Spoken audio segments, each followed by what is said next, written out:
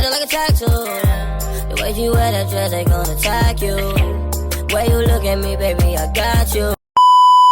What's up, gang? So today I'm going to be doing a girl talk video, you know, just chit-chatting it up for the girly pops because we love the girls. So yeah, make sure y'all like, comment, and subscribe. Let's get to the video. So the first one I want to talk about is high school drama, because trust and believe, me in high school, we had a lot of drama. I had a lot of issues in high school. The only way to really get over high school drama and like just keep pushing and make it is to just ignore that. Obviously, if it gets to the point where you gotta, you know, get active, then get active by all means. Get active. If it's just little stuff here and there by people who are intimidated and feel some type of way about who you are as a person, try not to entertain it. People are always gonna have something to say. They really are. And it's like, they just be pulling stuff out of thin air, trying to make you look like the bad guy.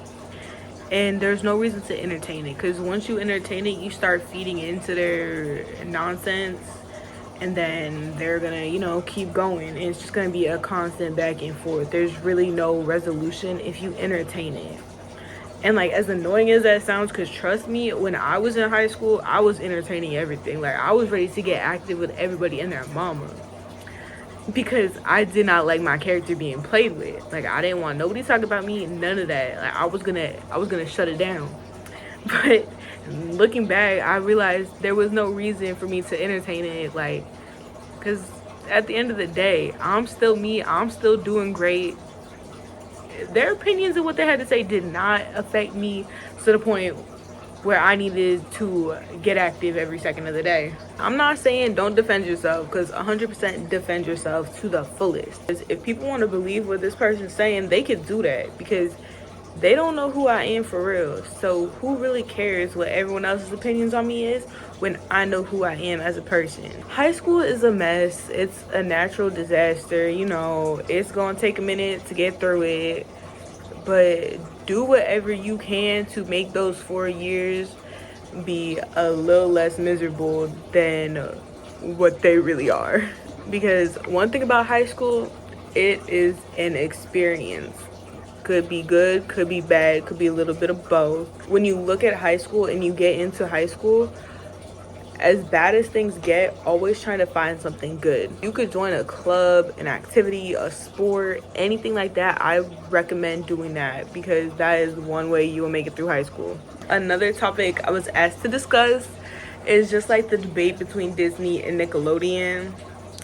I'm a Disney girl. 100%. I love Disney real bad, whether it's Disney Channel shows, Disney Channel original movie. My favorite original movie is Let It Shine. Like, that movie, top tier. Soundtrack, top tier. I know you gonna be mad. Feelings that you thought you had. Everything, top tier. Disney show is gonna have to be Austin and Ally. Like, that's my comfort show. Well, one of my comfort shows. And obviously Girl Meets World, like things like that. And Good Luck Charlie. Like, there was just so many good things on Disney Channel. Like, don't get me wrong, Nickelodeon has some bangers, but me personally, I'm a Disney girly, and I don't think Nickelodeon would ever top it. Like, the Disney Channel games, come on, nothing is topping that. I'm sorry. Zodiac signs. And by zodiac signs, I'm gonna talk about my favorite ones. My favorite zodiac sign besides Sagittarius, well, I love Sagittarius because I'm a Sagittarius, and I just feel like they are one of the best signs. I feel like they're top 3, but I love Capricorns real bad. I love them. One of my closest friends, she's a Capricorn, and I just love her dearly. Me and her, we just always on the same wavelength, and there's like nothing that could happen where I would have to question our friendship and our loyalty to one another. Capricorns are so down to earth, so loyal. They're chill. You get them out the character, they gonna pop off. And I love that about them. Like, they really just know how to carry themselves. They handle their business, they get stuff done, and they're really great people. I love me a Taurus. I never thought I would love a Taurus, but my Taurus friends, they really got my heart. Truly, gang, for real. Like, they are stubborn and they be driving me crazy from time to time, but I just love it. The vibe with me and Taurus, so Sagittarius and Taurus, at least from my personal experience, the vibe is just always there. Like, we could talk crazy to one another and we could talk serious with one another. Like, it's everything you could ever ask for. Okay, so another topic of discussion was like first kiss, first dates, all that fun stuff. Yeah, get into it. My first kiss was my sophomore year of high school. It happened at the mall. It was nothing special. Like, I'm sorry, it wasn't. Like, people really made it out to be like your first kiss is gonna be like, oh, this amazing, beautiful, lovely moment. Why the fuck you lying? Why? It wasn't. There was nothing special about a first kiss. At least not mine. I had the wrong one. Like, I had the wrong guy, but it wasn't nothing special. We a little awkward smooch and I kept it pushing and I left. Like, it wasn't anything crazy. And first dates, I've never been on a legit date. Into the movies once or twice. My dates would be going to the mall on Friday nights and meeting up with my ex. We would just walk around and be chit-chatting it up, chopping it up, all that stuff. Going to the mall was not a date. Don't care. Now we're gonna talk about boundaries, because boundaries are so important. They are so crucial when it comes to protecting your peace. They really are. And I feel like people do not realize how important it is to have boundaries. Without boundaries, you are leaving yourself vulnerable and open to people mistreating you and things like that. People just need to understand why it's so important to set boundaries for yourself. It doesn't have to be anything crazy. It could literally be the smallest thing, like you don't want your friend to call you a certain name, or you don't want your romantic partner doing this certain thing. When those boundaries get crossed, there's like a level of disrespect happening. Because if someone's aware of what you like and what you don't like, and they're constantly doing the same thing over and over again, knowing you don't like it, that's disrespectful, and they're overstepping and disregarding your emotions, your feelings, and your boundaries. That is not okay. Please, if y'all are in a situation where you need to put up some boundaries, where your boundaries are not being followed, when it comes to guys, boys, whatever you want to call them, I feel like the most important thing I need to say is it is not mandatory you have a man. Period. Life is not all about being in a relationship, having a man, having a partner, whatever you want to call it. There's so much more to life than having someone as your man, as your partner, as your boyfriend. Like, it's not the biggest thing you need in life. There are so many other things for you to focus on in life. Your whole world does not need to revolve around a man. Guys and females, not just guys, they move weird. They're very selfish. So it is so important, if you are in a situation where you're talking to someone, but like you really don't know how it's going, or you don't know what they want, set those boundaries and be selfish. Make sure that at the end of the day, you're putting yourself above anybody else. Nobody is more important than you. And do not let no man, no woman, nobody make you feel like your emotions, feelings, boundaries, everything, you as a whole, don't let nobody make you feel like you're not important, because that right there, that's not it. I was also asked to talk about relationship advice. Criminal offensive side eye. I'm not the one to give relationship advice. What I can say is make sure that before you try and fall in love with somebody else or put yourself into a relationship, fall in love with yourself first. If you aren't in love with yourself, you're not gonna be ready for a relationship. By that, I mean, if you don't love yourself and want to care for yourself and make sure you get the best, then you are going to accept so much less in life from someone. Because if you're not taking care of yourself and you're downplaying your emotions, who's to say your partner's not going to do the same?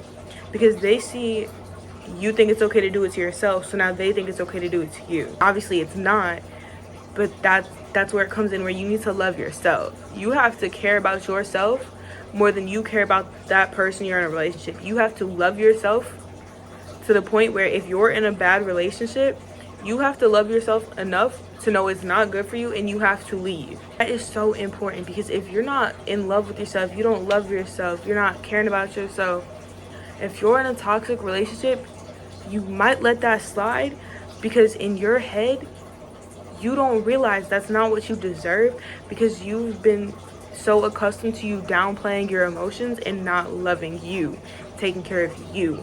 So please, please, please, please, if you are in a relationship or thinking about getting into a relationship, make sure that you love yourself and you have fallen in love with who you are as a person and you want to take care of yourself. Let's talk about self-confidence and self-love, since we just talked about that. For me, I like to tell myself that there is nobody in this world who could top me. And that's a period. I told myself there is nobody on this earth better than who I am. I am the best of the best. I'm the prettiest. I'm the smartest. And I got it like that.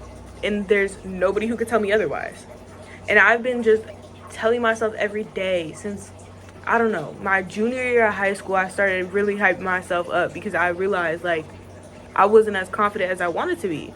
So I started reminding myself on a daily basis, just hyping myself up. Even on my worst days, I could be crying.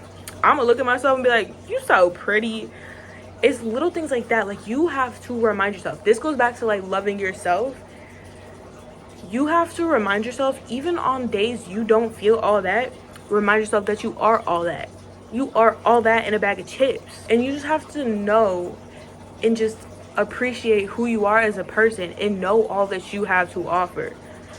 And remember that what you got, whether it's your looks, your personality, your body, all that, it's amazing.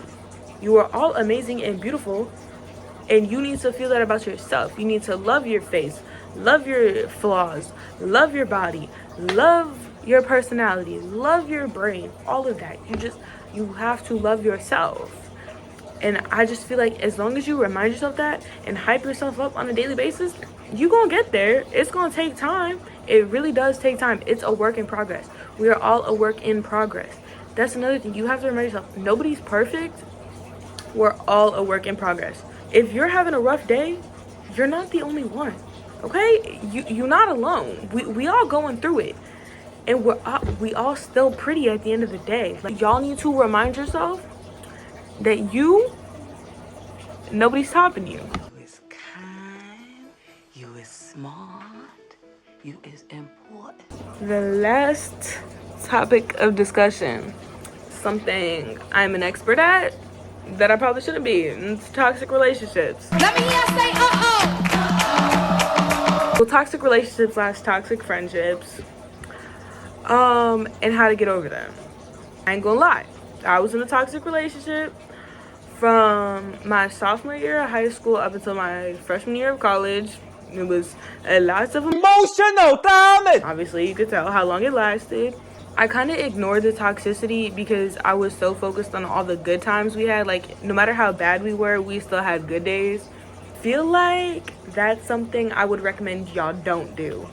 Don't do it. Like, if there's toxic signs, red flag after red flag after red flag, leave. I don't care if a week before y'all had 7 days of greatness. If by that next day, like that, the next time there's a red flag and then another red flag, but then like you have a green in the middle, I don't care, dead it. Do not look for the good in the bad. Like, that is one thing I could say I did a lot and I shouldn't have. Because I'd be like, oh, well, no matter how bad it was, like, we just got into an argument or he just cheated on me, but like, he FaceTimed me and we were on the phone for 15 hours. Side eye. The bad does not outweigh the good in toxic relationships. I would definitely recommend, when you see the signs, leave. Do not wait it out. Do not wait for those red flags to turn green, because they are not going to turn green. Those red flags are going to stay red. And it's better to get out sooner rather than later. Leave. As for toxic friendships, those can definitely hurt more than a toxic relationship, because you could put so much time and energy into a person. Friendships are just a different dynamic. So when a friend is toxic, it really drains you. When you look at someone who used to be your best friend and you don't even recognize who they are, it's ugly and it does not feel good at all. And my advice with that would be the same thing. When you see the bad, you gotta get out. And I am definitely guilty of sticking around in toxic friendships way longer than I should have, because I just want to make sure everyone is happy and living their best life. And it got to the point where I was so focused on making sure everyone else was happy that I wasn't making myself happy. I wasn't happy within those relationships, those friendships, anything like that. So overall, my advice when it comes to toxic relationships as a whole, platonically and romantically, get out when you can. Once you start seeing those signs, you gotta get to step in, because if you wait, it's just gonna drain you as a person, and you don't deserve that. You deserve the best type of relationship, the best type of fun, the best type of love, all that. So get out when you see those red flags. Alright, y'all, so I hope you all enjoyed this girly talk. Even if the guys watched it, y'all are welcome. We love the girls, the guys, the gays, the theys, everybody. We love them all. So make sure y'all like, comment, and subscribe.